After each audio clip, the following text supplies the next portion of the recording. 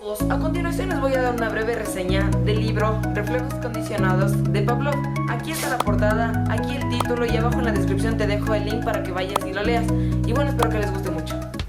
Apreciemos entonces que esta teoría del condicionamiento clásico ha sido desarrollado por el fisiólogo ruso Ivan Pavlov, un fisiólogo que empezó realizando investigaciones digestivas.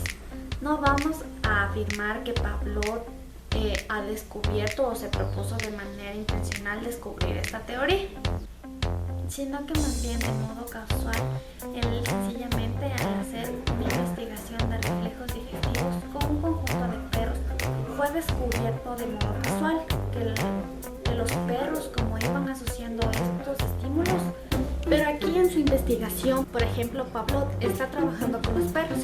Y aquí, como podemos observar, Pavlov quiere medir exactamente la cantidad de salivación que presentan. Los perros quieren también conocer el tipo de reacciones que tiene el tubo digestivo ante los alimentos, ante la masticación. Y Pavlov descubre que en el proceso que se les está dando de comer a los perros inclusivemente van aprendiendo el horario que diariamente se les está dando de comer. Llegan al punto que los perros ya empiezan a salivar antes de que se les entregue la comida. Incluso llegaron al punto de salivar solo ante el hecho de ver a Pavlov ingresar al laboratorio. En esta oportunidad me gustaría mostrarles un video para poder explicar. Pavlov's aim was to discover what caused saliva to flow. He rerouted the salivary ducts to the outside of his dog's cheek so that he could collect and measure the spittle. Perhaps, he thought, the production of saliva might be the result of a fixed nervous reflex, like a knee jerk. 5 минут 42,5 секунды. After taking many measurements of spittle, he confirmed that the dogs drooled automatically when their tongues touched food. He called the response the salivation reflex. 4,5. Хорошая собачка. Я предлагаю поменять собаку. But his work started to run into trouble. As his dogs became familiar with the experimental routine, they started to fill their cheek tubes before Pavlov had a chance to stimulate their tongues. The dogs were learning to anticipate food. Pavlov tried a new technique. He erected screens so that the dogs couldn't see what was going on. Before passing meat through the hatch, he introduced a stimulus that was totally unrelated to feeding. A ticking metronome.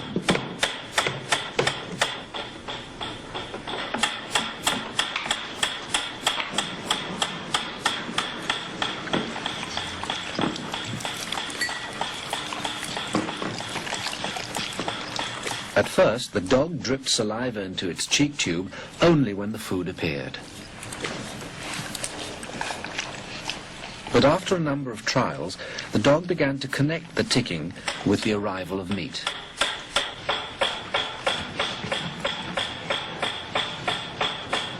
Soon, the sound alone made the dog drool. Eventually, the dog salivated as much to the ticking itself as it did originally to the presentation of food. Полная. Идите сюда. Что я говорил? He called this new response the conditioned reflex. Собака.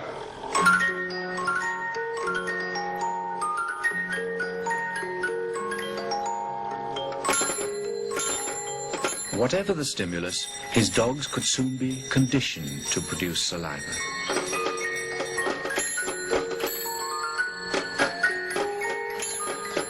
Pavlov believed that he had discovered how animals learned, even in the wild.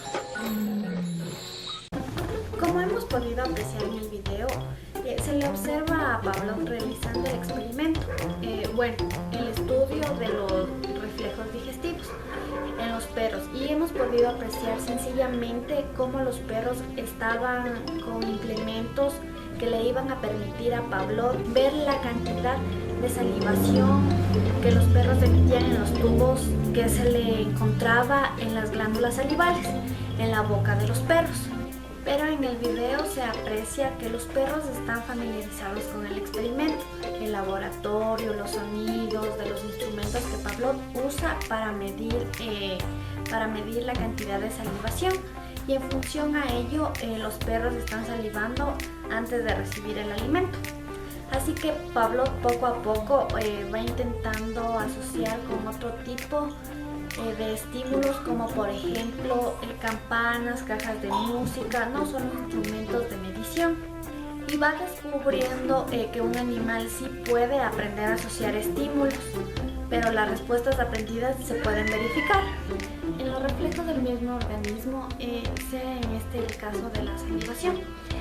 Este experimento nos hace recordar también situaciones bastante similares. Ya antes han habido casos de personas que incluso ingresan a lugares donde tienen que ingerir alimentos a la hora del almuerzo, y solo el hecho de presentarse ahí hace que incluso el organismo ya empiece a presentar respuestas digestivas. Por ejemplo, hay personas que varias veces argumentan que en los restaurantes se les hace agua en la boca sencillamente sin haber tenido alimentos ya presentes. Nosotros también asociamos esos reflejos, como los estímulos del alimento, con lo que viene a ser el estar ya en el restaurante, escuchar los cubiertos. En función a ello, nuestro cuerpo responde de manera adecuada. Vamos a analizar paso a paso el experimento de Pavlov en la siguiente imagen. Aquí apreciamos, por ejemplo, el perro si está salivando al ver el alimento. Pavlov al alimento le da el nombre de estímulo incondicionado. ¿Qué es un estímulo incondicionado? Pavlov entiende un estímulo incondicionado como aquella situación, aquel evento que genera respuesta innata, respuestas no aprendidas. Sea el caso de la salivación, aunque salivar no es algo aprendido, es algo innato, y a eso Pavlov lo llama estímulo incondicionado. Y a la respuesta del perro que le estamos observando que está salivando se la llamará respuesta incondicionada. Y aquí estamos observando precisamente eso.